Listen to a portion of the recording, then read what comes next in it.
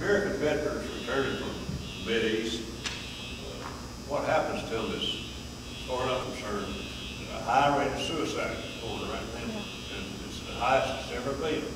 I attribute that to the fact that GI comes home and he talks to a young psychiatrist that's got a degree in this sort of thing. What happens? He's never been there. He or she has never been there.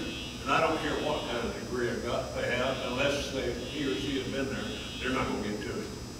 Because he only knows, majority of them only right to a fellow man that's been there.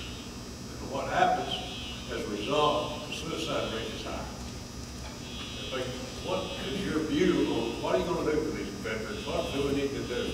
You need more GIs in Congress. You need more GIs in the medical field. And this sort of the people that have been there to handle these people. You can't take a young college graduate with a degree in psychology and turn them on to a combat veteran or a guy, for that matter, that's been on work for the past year, day and night. So what I'm saying is, what is your proposal? What are you going to do for the veterans? The most, I realize that yeah. 40-50% of these people are coming out of Afghanistan and Iraq right now with disabilities. And I don't understand that portion of it either, because granted, we can't afford it. But there's a lot of them that really need help.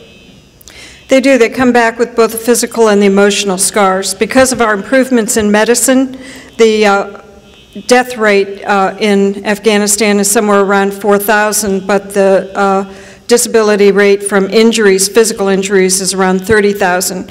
We can now get our folks out in the field, and injuries that would have killed in previous wars now no longer kill, but they may come back with no arms or legs. So we have a whole different crop of disabilities that we're dealing with, and those need to be dealt with well and with respect and with honor. With respect to the depression and the suicides, the most successful thing as a physician that I've seen is a program in which some veterans who had been there already formed programs, and I think it was Indiana, where those veterans came together, and as soon as a vet came home, they had counseling for going back into the workplace, for talking through problems, for talking through sleep disturbances.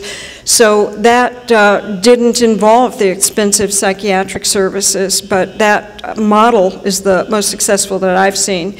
But we also have the problem of the homeless veterans. We still have our Vietnam vets on the streets, and we need to address that with homes and sheltered centers for those who have a mental illness that doesn't seem to be curable. So we have a lot of mental illness and physical illness to deal with these wars, and we need the help of the veterans to do that.